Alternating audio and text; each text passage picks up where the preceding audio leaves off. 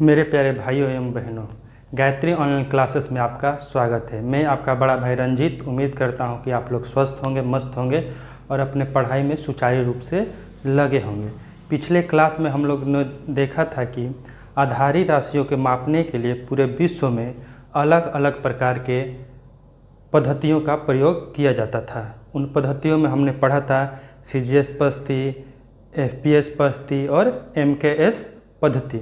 तो ये भिन्न भिन्न जगहों पर भिन्न भिन्न पद्धतियाँ प्रयोग किया जाता था, इसलिए इसके जिसके कारण बहुत ज़्यादा समस्या आती थी। जैसे मान लीजिए कि कोई भारत का सोना का व्यापारी है और वह गया इंग्लैंड में सोना खरीदने। मान लीजिए कि भारत के व्यापारी को सोना जो है कि केजी में लेना है और इंग्लैंड का व्यापारी जो है वो बोलेगा कि हम पाउंड में देंगे, हम क्या देंगे, पाउंड में देंगे। तो ऐसे तालमेल नहीं बनेगा। इसलिए इन्हीं समस्याओं को देखते हुए पूरे विश्व में एक आधारी राशि के लिए एक ही मात्रक का प्रयोग किया जाएगा। एक आधारी राशि के लिए एक ही मात्रक का प्रयोग किया जाएगा। ऐसे जो है ऐसे पूरे विश्व को क्या किया गया, बताया गया। ऐसे पूरे विश्व को क्या किया गया, बताया गया कि एक ही आधारी राशि के लिए एक ही मात्रक का प्रयोग किया जाएगा। इसको पूरे विश्व ने माना। लेकिन ये कैसे हुआ, तो एक सम्मेलन हुआ। एक क्या हुआ, सम्मेलन। 1960 के फ्रांस के पेरिस राजधानी में पेरिस के सेवरे नामक स्थान पर एक सम्मेलन हुआ, जो मापतौल का 11वां सम्मेलन था। मापतौल का कौन सा सम्मेलन था, 11वां सम्मेलन था। उसमें ही यह निर्णय लिया गया कि एक आधारी राशि के लिए एक ही मात्रक का प्रयोग होगा, जो जिसे पूरे विश्व ने मान लिया, जिससे पूरे विश्व ने क्या किया, मान लिया। लेकिन जब उस समय 11वीं मापतौल महासम्मेलन 1960 में हुआ फ्रांस में, उस समय 6 आधारी मात्रकों को ही मान्यता मिल सकी। लेकिन जब 14वीं मापतौल महासम्मेलन 1970 में हुआ तो 7वां आधारी मात्रक मोल को क्या किया गया, जोड़ा गया। 7वां आधारी मात्रक मोल को क्या किया गया, जोड़ा गया। इसी के संदर्भ में आज हमारा टॉपिक है अंतर्राष्ट्रीय मात्रक पद्धति। चलिए हम लोग देखते हैं मात्रकों की अंतर्राष्ट्रीय पद्धति, इंटरनेशनल सिस्टम ऑफ यूनिट। अक्टूबर 1960 में पेरिस, फ्रांस की राजधानी, पेरिस क्या है तो फ्रांस की राजधानी है। पेरिस क्या है तो फ्रांस की राजधानी के सेवरे नामक स्थान पर 11वीं मापतौल महासम्मेलन देश के जितने भी बड़े बड़े देश, विश्व के जितने भी बड़े बड़े देश हैं, वह इस 11वीं मापतौल महासम्मेलन में क्या हुए, शामिल हुए। और यह निर्णय लिया गया कि पूरे विश्व में आधारी राशियों को मापने के लिए एक ही पद्धति का प्रयोग किया जाएगा। एक ही पद्धति का क्या किया जाएगा, प्रयोग किया जाएगा। नहीं तो पहले क्या था कि कहीं FPS पद्धति था, कहीं CGS पद्धति था, कहीं FPS पद्धति था। ऐसा नहीं होगा। पूरा विश्व में आधारी राशियों को मापने के लिए एक ही पद्धति का प्रयोग किया जाएगा।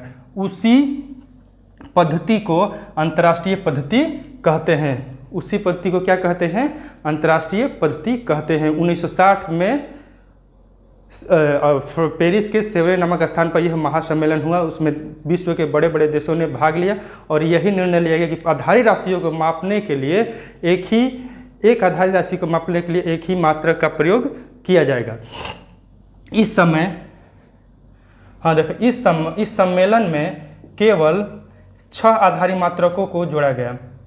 कितना आधारी मात्रकों को जोड़ा गया था, मात्र 6 आधारी मात्रकों को क्या किया गया, जोड़ा गया। लेकिन 1970 ईस्वी में 14वीं मापतौल महासम्मेलन में 7वां आधारी मात्रक मोल को जोड़ा गया, जो क्या है, पदार्थ का मात्रा का मात्रक है। पदार्थ के मात्रा का मात्रक या पदार्थ के परिणाम का मात्रक है। मोल को क्या किया गया, जोड़ा गया। उम्मीद करते हैं कि आप लोग को समझ में आया होगा। ऐसा क्यों किया गया है, क्योंकि अलग अलग जगहों पर मात्रकों की अलग अलग पद्धति थी। लेकिन अक्टूबर 11वां मापतौल महासम्मेलन हुआ, उसमें यह निर्णय लिया गया कि एक आधारी राशि को मापने के लिए एक ही मात्रक का पूरे विश्व में क्या होगा, पूरे विश्व में मापा जाएगा, एक आधारी राशि के लिए एक ही मात्रक का उपयोग किया जाएगा। यह निर्णय लिया गया था 11वीं मापतौल महासम्मेलन 1960 में। 11वीं मापतौल महासम्मेलन 1960 में। उम्मीद कर रहे हैं कि आप लोग को यहाँ तक समझ में आया होगा। आइए हम लोग आगे देखते हैं।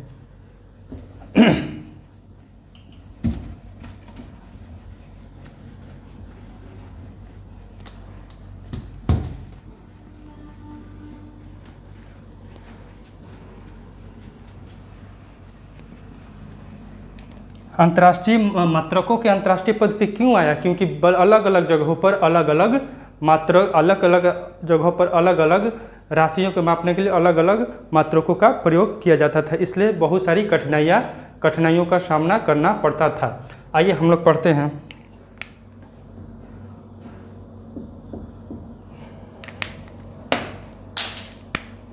मात्रकों की अंतर्राष्ट्रीय पद्धति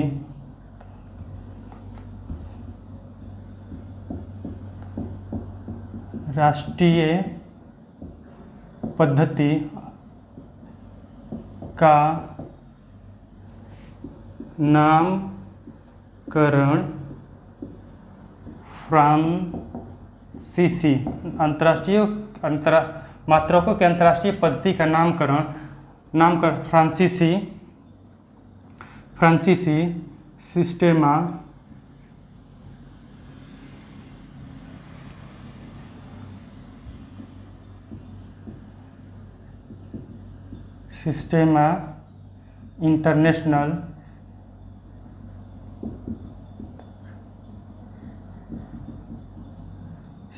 इंटरनेशनल डी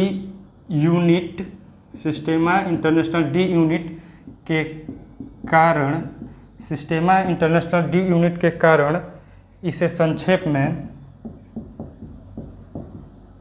संक्षेप में एसआई मात्रक या एसआई यूनिट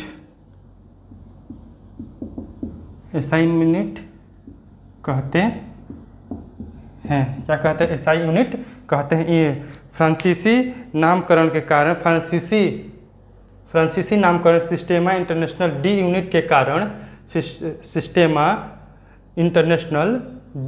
कारण, इसे संक्षेप में एसआई मात्रक या एसआई यूनिट कहते हैं। एसआई मात्रक या एसआई यूनिट कहते हैं। एसआई मात्रक या एसआई यूनिट कहते हैं। एसआई मात्रक या एसआई यूनिट कहते हैं। एसआई यूनिट जो होते हैं कितने प्रकार के होते हैं? 2 प्रकार के होते हैं। एसआई यूनिट जो होते हैं, एसआई मात्रक 2 प्रकार, एसआई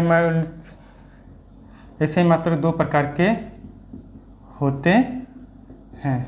2 प्रकार के होते हैं। वो कौन कौन से हैं भाई? ध्यान से समझिए। एसआई मात्रक 2 वो कौन कौन सा है? एक है आधारी मात्रक। एक क्या है? आधारी मात्रक। एक है आधारी मात्रक और दूसरा है संपूरक मात्रक। दूसरा क्या है? संपूरक मात्रक। ध्यान से समझिए। एक है आधारी मात्रक, पहला जो है आधारी मात्रक, और दूसरा क्या है? संपूरक मात्रक। बेसिक यूनिट, सुपलमेंट्री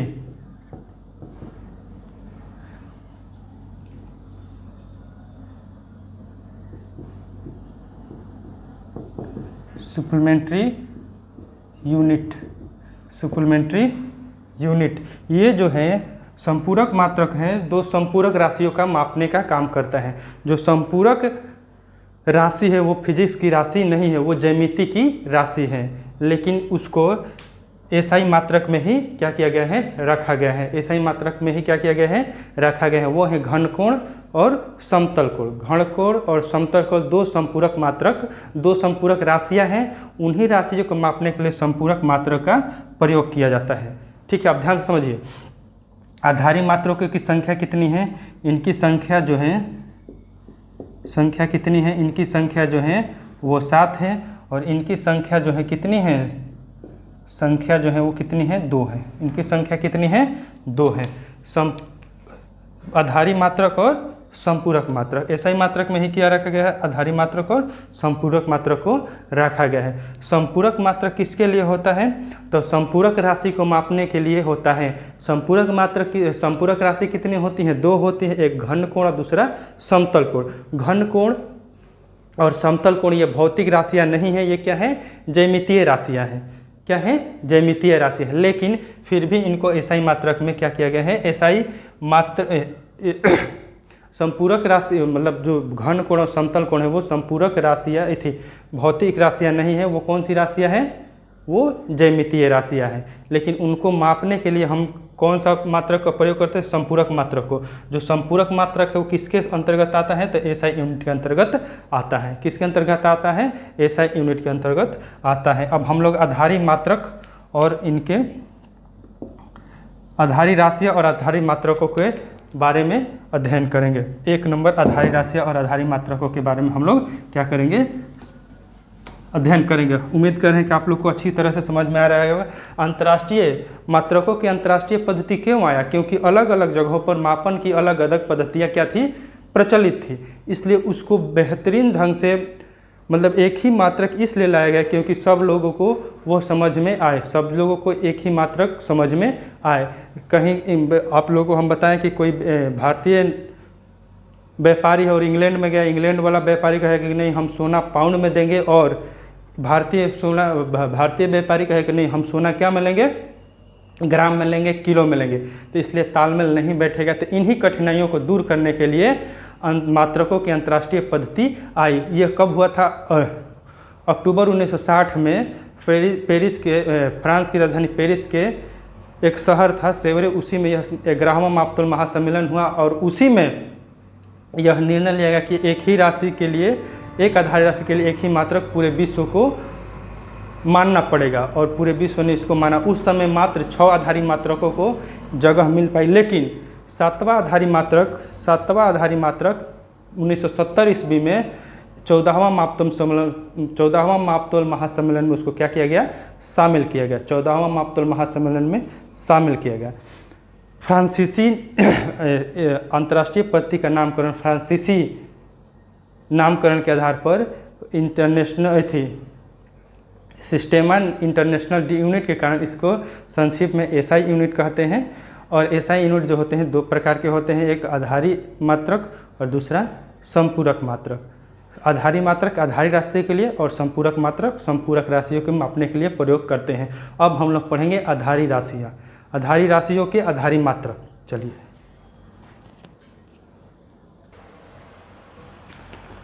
अब हम लोग आधारी राशियाँ और आधारी मात्रकों के पढ़ने और समझने का प्रयास करेंगे। हमने आप लोगों को पिछले वीडियो में बताया था कि आधारी मात्रक को याद कैसे करेंगे। पहला बीच में हो गया 4 नंबर तापमान, ऊपर 3 कौन सा हो गया? तो पहला हो गया द्रव्यमान, लंबाई, समय। द्रव्यमान, लंबाई, समय, द्रव्यमान, लंबाई, समय। और नीचे 3 हो गया, क्या बताए थे वो याद करिए ट्रिक। धरो ज्योति पदार्थ, धरो ज्योति पदार्थ, धरो ज्योति पदार्थ, धरो ज्योति पदार्थ। धरो से विद्युत धारा, ज्योति से ज्योति तीव्रता, पदार्थ से पदार्थ की मात्रा। चलिए हम लोग पढ़ते हैं। आइए, आधारी राशियों और उनके आधारी मात्रक या एसआई मात्रक। आधारी मात्रक या एसआई मात्रक, आधारी मात्रक या एसआई मात्रक, यही एक ही होता है, आधारी मात्रक एसआई मात्रक। ध्यान से समझिए, आधारी राशियाँ ये हो गया 7। कितने आधारी राशियाँ होती हैं? 7 होती हैं। उनके मात्रक भी 7 होते हैं। ये मात्रकों का संकेत है और ये क्या है? बीमा है। चलिए ध्यान से देखिए, आधारी द्रव्यमान का एसआई मात्रक कहिए या आधारी मात्रक कहिए, वो क्या होता है? किलोग्राम। द्रव्यमान का क्या होता है? किलोग्राम। पूरे विश्व नापेगा कैसे? द्रव्यमान जब भी नापेगा तो पूरा विश्व किस में नापेगा? तो किलोग्राम। किस में नापेगा? किलोग्राम में। किस में नापेगा? किलोग्राम में। और इसको हम संकेत कैसे करते हैं? छोटा के छोटा जी, छोटा के और छोटा जी से इसका संकेत होता है, किसका, मात्रकों का संकेत है ये, किसका संकेत है, किलो जब भी लिखेंगे तो छोटा के से ही केजी लिखेंगे, तो छोटा के और छोटा जी से लिखेंगे, डिनोट करेंगे। दूसरा हो गया हमारा लंबाई। पहला हम लोग पढ़ गए द्रव्यमान। द्रव्यमान को पूरा विश्व किस में नापता है, तो द्रव्यमान को पूरा विश्व किलोग्राम में नापेगा। किलोग्राम को संकेत में क्या होगा, छोटा के छोटा जी, छोटा के और छोटा जी। और द्रव्यमान का बीमा जो होता है वो क्या होता है, एम होता है। द्रव्यमान की बीमा क्या होता है, एम होता है। अब बीमा हमेशा जो होता है, बीमा हमेशा बड़ा कोष्ठ में ही होता है। बीमा के मतलब ये ऐसा क्या, हमारे शरीर का जैसे क्या होता है बीमा, ऐसे ही बीमा का मतलब कि सुरक्षा, सुरक्षा इसी प्रकार ये भी अपना क्या रहता है, सुरक्षा में रहता है, मतलब बड़ा कोष्ठ में इसको रखा जाता है। ध्यान समझिए। तो लंबाई हम लोग द्रव्यमान पढ़ लिए, द्रव्यमान कैसे मात्रा क्या हो गया, किलोग्राम, छोटका के छोटका जी। और द्रव्यमान का बीमा जो होता है वो क्या होता है, बड़ा एम होता है। एम से होता है ना, तो याद रखेंगे बड़ा एम, इसका बीमा, इसकी बीमा क्या होते हैं, बड़ा वाला एम होता है। लंबाई का एसआई मात्रक, आधारी मात्रक या एसआई मात्रक इसी को कहते हैं, एसआई मात्रक। पूरा विश्व इसी को पढ़ेगा। जब भी लंबाई की बात आएगी तो पूरा विश्व किस में मापेगा, मीटर में मापेगा। हालांकि पहले आप मापने के लिए किसी भी में आप मान सकते, लेकिन पूरा जो होगा वो किस में नापे, पूरा विश्व जो होगा मीटर में नापेगा। तो लंबाई का जो हो गया वो क्या हो गया, मीटर हो गया। इसको छोटा एम से डिनोट करते हैं। और लंबाई की बीमा जो होती है एल होती है, याद रखेंगे, लेंथ बीमा एल, आसान है याद करना। लंबाई लेंथ और बीमा एल। मीटर, लंबाई को हम किस में नापते हैं, मीटर में, लेकिन मीटर का संकेत जो होता है वो छोटा एम होता है। मीटर का संकेत जो होता है वो क्या होता है, छोटा एम होता है। समय, आइए 3 नंबर, समय का एसआई मात्रा क्या होता है, सेकंड होता है। इसे छोटा एस से क्या करते हैं, डिनोट करते हैं। सेकंड को किससे, छोटा एस से हम लोग संकेताक्षर में उसको हम क्या करते हैं, संकेत करते हैं। और इसका समय का बीमा जो होता है वो क्या होता है, टी होता है। टाइम बीमा टी, टाइम बीमा टी। अब तापमान का एसआई मात्रक क्या होता है, तापमान का एसआई मात्रक, तापमान जब भी नापते हैं उसको किस में नापते हैं, केल्विन में नापते हैं। तापमान को हम किस में नापते हैं, केल्विन में नापते हैं। लेकिन तापमान की बहुत सारी मात्रकें हैं, जैसे केल्विन हो गया, सेल्सियस हो गया, रोमन हो गया, फ़ारेनहाइट हो गया। लेकिन एसआई यूनिट में क्या होता है, एसआई मात्रक में पूरा विश्व किसको मान्यता दिया है, तो केल्विन के रूप में दिया है। केल्विन को हम बड़ा के से डिनोट करते हैं। केल्विन को किससे, बड़ा के, याद रखना, केजी में छोटा के और केल्विन में बड़ा के। और इसका बीमा जो होता है के होता है। बीमा क्या होता है, के होता है। बीमा क्या होता है, के होता है। याद रखिएगा मेरे प्यारे भाइयों, 3 गो ये द्रव्यमान, लंबाई और समय का जो होता है यहाँ से होता है, याद रखने के लिए यहाँ से याद करिएगा। लेकिन 3 गो तापमान, विद्युत धारा, ज्योति, तापमान, विद्युत धारा और ज्योति, तापमान, विद्युत धारा और ज्योति को जो हो यहाँ से आप याद कर सकते हैं। केल्विन के बीमा के थी, तापमान की बीमा के होगा, एम्पियर का बीमा ए होगा और ज्योति तीव्रता का बीमा क्या होगा, सी होगा, कैंडेला। उम्मीद कर रहे हैं आप लोग समझ रहे होंगे। तो तापमान का एसआई मात्रक जो होता है केल्विन होता है, लेकिन बहुत सारे मात्रकें होती हैं। केल्विन को हम बड़ा के से डिनोट करते हैं, इसका बीमा क्या होता है, के होता है।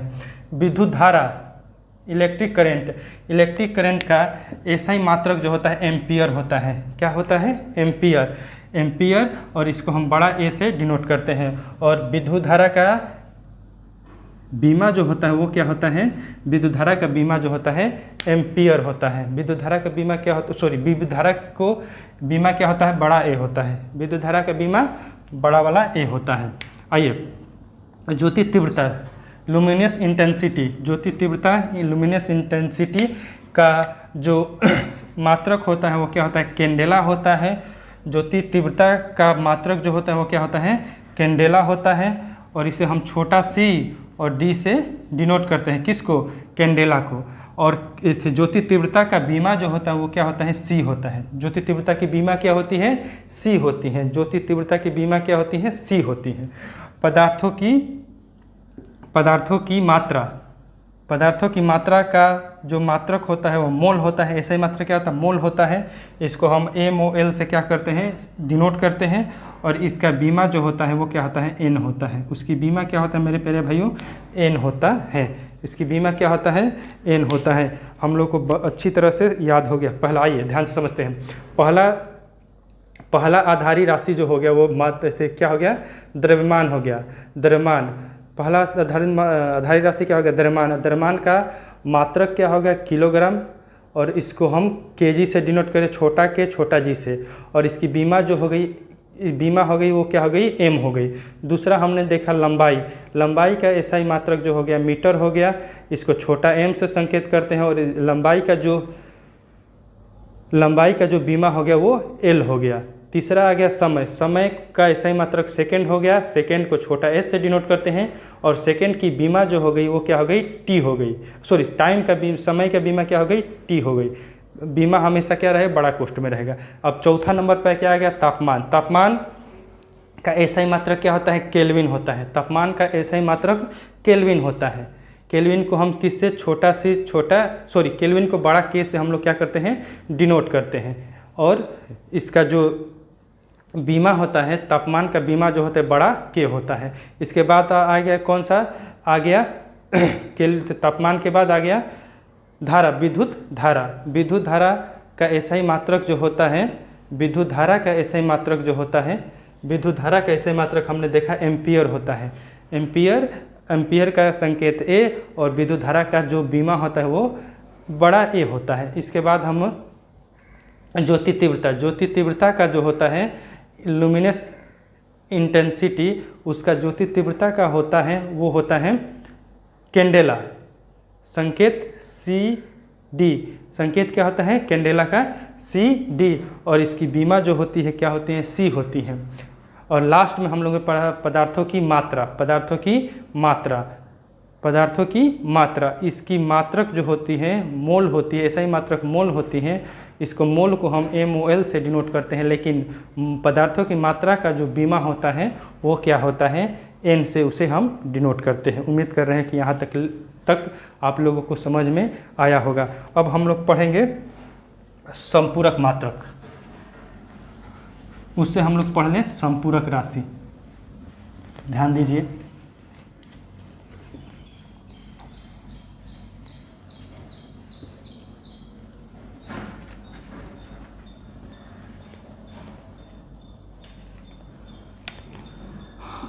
संपूरक राशि या संपूरक राशियाँ,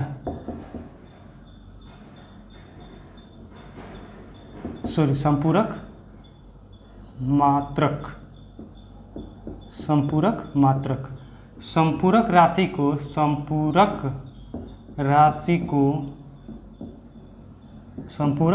को मापने के लिए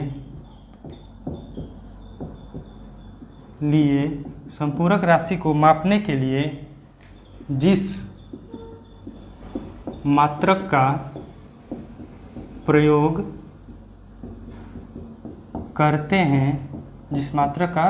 करते हैं उसे संपूरक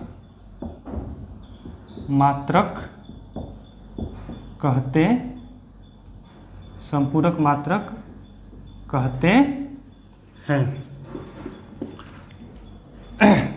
मात्रक कहते हैं। संपूरक मात्रों की संख्या कितनी है? 2 है। याद रखिएगा संपूरक राशि है, संपूरक राशि भौतिक राशि नहीं है। ये ज्यामितीय राशि है। कौन सी राशि है? ये कौन सी राशि है? ये ज्यामितीय राशि है। कौन सी राशि है? ज्यामितीय राशि है। ये जो संपूरक राशि है कौन सी राशि है? ज्यामितीय राशि है। संपूरक राशियों की संख्या कितनी है? संपूरक राशियाँ 2 हैं। क्या है? 2 हैं। क्या है, 2 हैं। आइए इनके बारे में हम लोग पढ़ लेते हैं, इनका मात्रक और बीमा। संपूरक राशियाँ कौन कौन से हैं, ध्यान से समझिए। पहला जो होता है, याद रखिएगा, हम यहाँ बनाते हैं संपूरक राशि या संपूरक राशियाँ, और दूसरा हो गया संपूरक राशियों का मात्रक। क्या हो गया, मात्रक, SI मात्रक, चाहे संपूरक मात्रक, SI मात्रक या संपूरक मात्रक। और संपूरक मात्रक का ये हो गया संकेत। क्या हो गया मेरे प्यारे भाइयों, संकेत। आइए हम लोग पढ़ते हैं, 2 गो है, ध्यान से पढ़ लें। पहला होता है समतल कोण, दूसरा होता है घन कोण। पहला क्या होता है, समतल कोण, plane angle,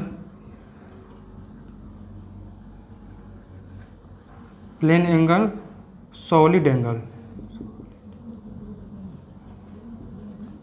plane angle and solid angle, plane angle और सॉलिड एंगल।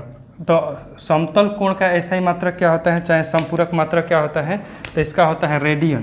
क्या होता है मेरे प्यारे भाइयों, रेडियन। घन कोण का होता है स्टेरेडियन। क्या होता है, स्टेरेडियन। इसका क्या होता है, रेडियन होता है। इसका होता है रेडियन। क्या होता है, रेडियन होता है। इसका होता है रेडियन और इसका होता है स्टेरेडियन।